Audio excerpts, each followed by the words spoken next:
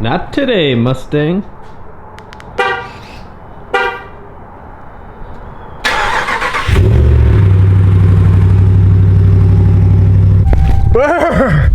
Woo! 30 degrees. It's only the middle of it's only the end of October. It's already 30 degrees. Everyone always asks, why is it so cold? I thought you're in Texas. Does it really snow there? Yes, we're in Amarillo, Texas. West Panhandle, little corner, Amarillo, Texas, 3,500 elevation. It gets freezing here, and it does snow a pretty decent amount. Let's get into today's video. I will say, if the AC doesn't work that great in this truck, the heated seats and the heated steering wheel are a must-have. If you guys don't have a heated steering wheel, you are missing out, people, I'm telling you. I really wonder what people did before heated seats and heated steering wheels. It's crazy the amenities we have these days, and then when you have them, it's hard to go back to a vehicle that doesn't have them. Like, do you really need a heated steering wheel? No, you probably would never even think of having one if they weren't available on new vehicles, but now that they're available, you gotta have one. Ooh, Raptor. Still gonna own one of those one of these days. Still the dream truck. As you guys can see, I'm back on the monsters. I know I flip-flop around a lot. The thing with the bangs, and I've said this before, I just can't drink multiple bangs throughout the day. It's just too much caffeine. So I'd rather drink like one of these every couple hours and just keep feeding myself caffeine. And then the cold brews, they just don't do very much for me, but they taste really good. So those I like drinking sometimes. But man, today a nice hot drink would be nice when it's 30 degrees out. But the white monster will have to do. And no, my name's not Kyle, it's David. You only get that joke if you've seen the monster memes. I'm also currently on this Chick-fil-A kick right now. I really like their Cobb salad with fat-free honey mustard, and then I get a grilled chicken sandwich. And that's what's for lunch today. 22,168 miles. Yeah, I'm not on low fuel. So, welcome back to the channel. This is my 2019 Ram 1500. I've made some good videos about it, and I've made some rather not so good videos about it.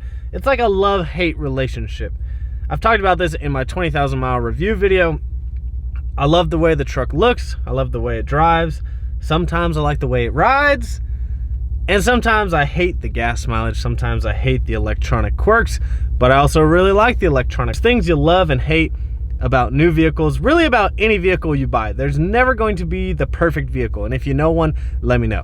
There's always going to be something you don't like, something you wish you had from another vehicle that you wish this vehicle had, but there's no perfect vehicle out there. However, you find something you like, and that's what you drive typically. So with this truck, I've had a few things obviously that I didn't like, and you can check out my 20,000 mile review video.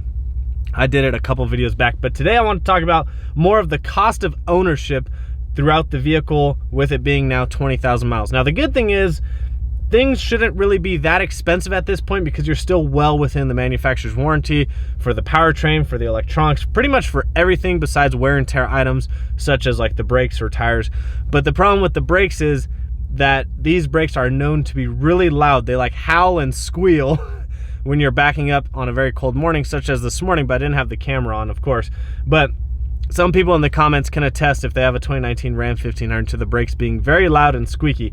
But this truck has been very inexpensive to maintain. Obviously, it only has 20,000 miles, but the good thing is, like I said, if something major were to happen, it should be under manufacturer warranty because obviously the truck is not modded. This truck does have a 1.5-inch lift on it with 285 tires, which is essentially like a 33-inch tire.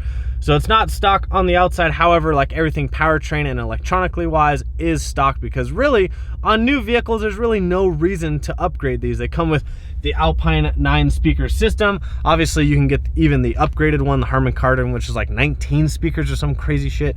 It's insane. This one's loud enough with the speakers as is, but these days you don't upgrade the dashes, you know, with like the flip out screens. You know, when I was in high school, the cool thing to get was like the 7-inch flip out screen, but that was more than 10 years ago.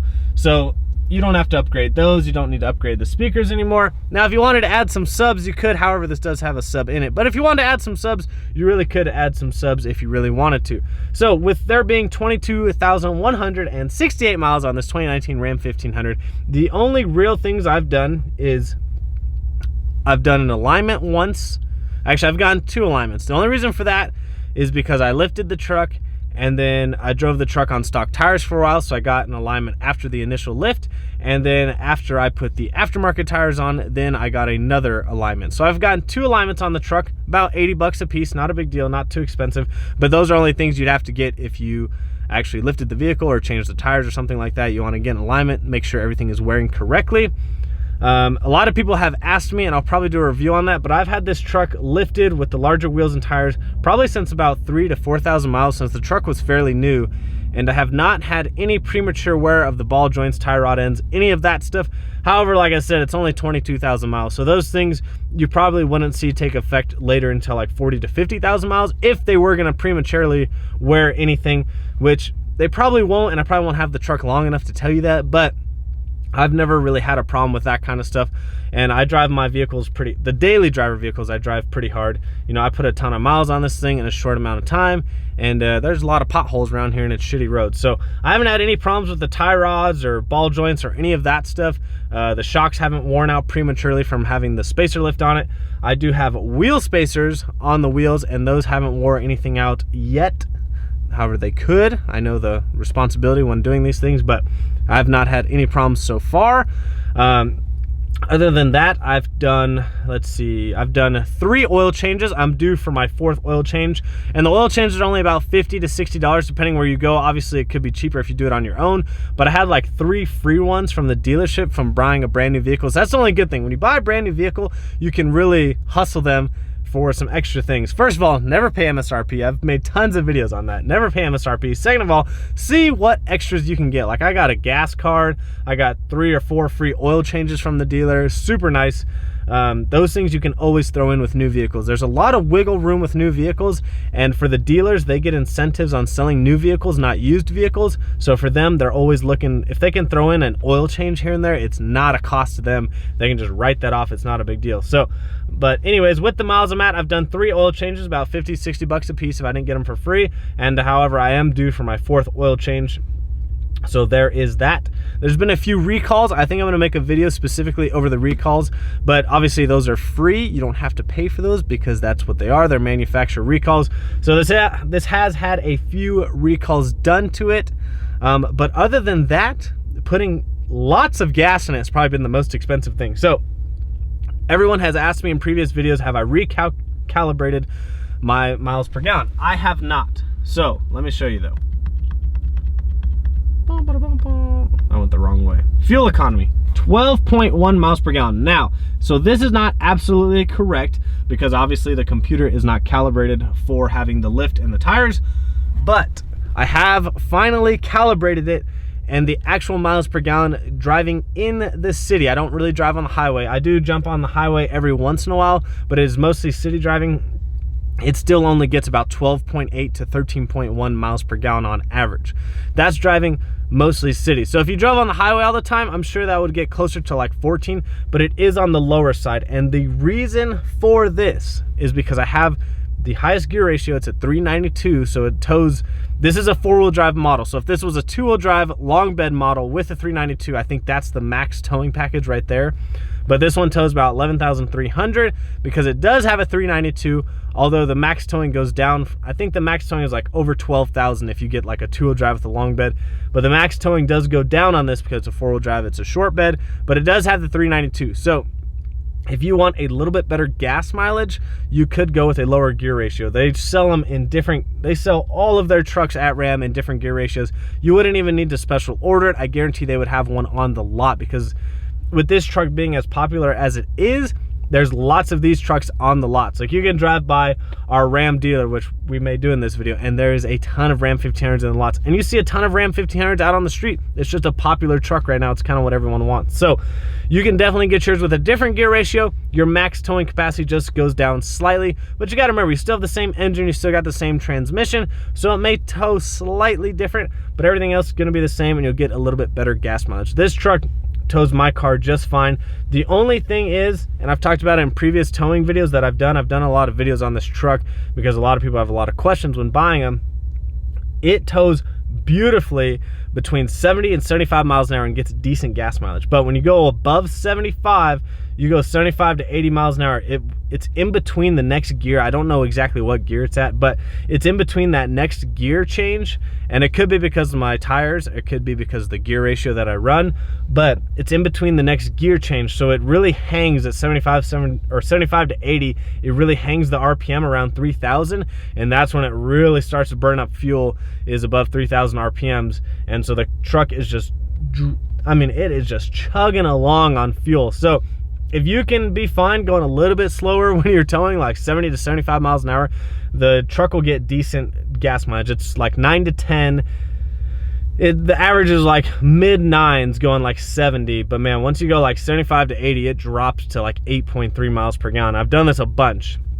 And that's not recalibrated, so you figure the 8 to 8.3 is really probably like 8.8 to 9, 9.1. So really your average is like 9 miles per gallon. 9 miles per gallon is not that good in a new truck for towing, especially these days. And I've talked about, I don't want to get too much into it, but I've talked about, I've had the EcoBoost before. And the problem with the EcoBoost, because I was going to go back to one and I'm going to make a video on this, but the EcoBoost gets awesome gas mileage around town. It's like 18, 19, 20. Some people have even seen 21, upwards of 21 if they don't mod them and they just leave them stock and they stay out of the throttle. But it being a twin turbo truck, it drinks tons of fuel when you're towing. It gets horrible gas mileage. So it definitely gets, it would not be an upgrade for me. So I have talked about, and once again, I'll make another video on this, but I have talked about taking the lift and the tires off and going back to stock. I know, boo, it's gonna look so ugly, but I could get some gas mileage back.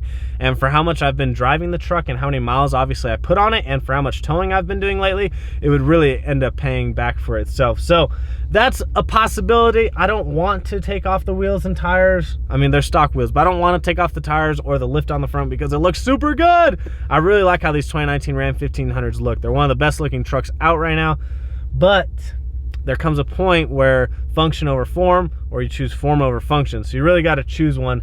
And it's kind of gotten to the point lately with the gas mileage thing. It's kind of getting to me a little bit, like 9 miles a gallon towing.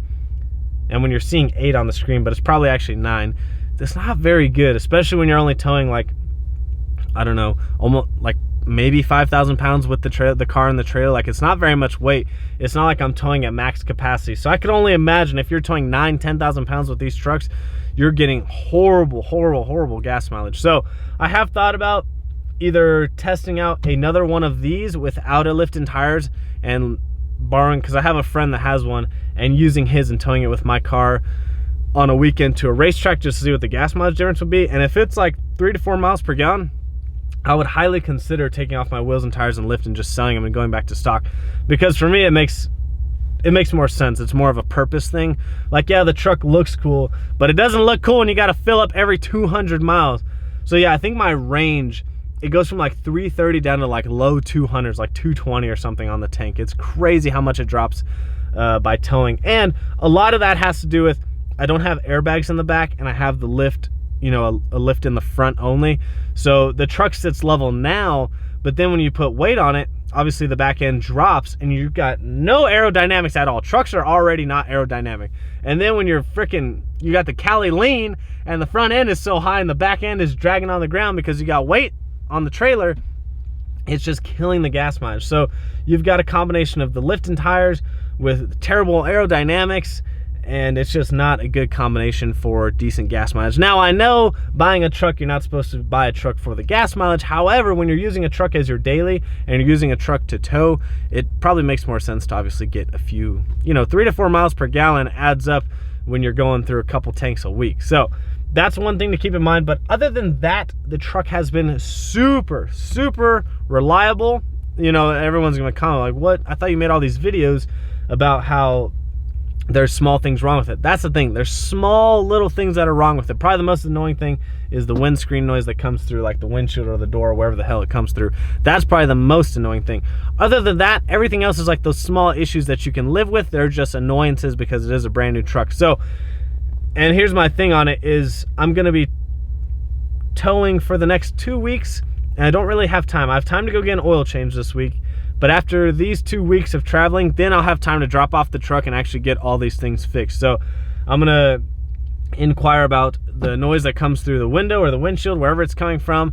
I'm gonna inquire about a couple of the electronic quirks it goes through, a couple things in the front end, and then the brakes, and see if we can get all that fixed through the dealer. And I'll keep you guys up to date on that, but that's not gonna happen for 2 weeks because I am traveling these next 2 weeks, so I need the truck. I can't leave it at the dealer, and I already know with those things being what they are, they're gonna want me to leave it at the dealership for a while because they're gonna have to figure them out. So I'll keep you guys up to date on that, but other than that, the truck has been super inexpensive to maintain.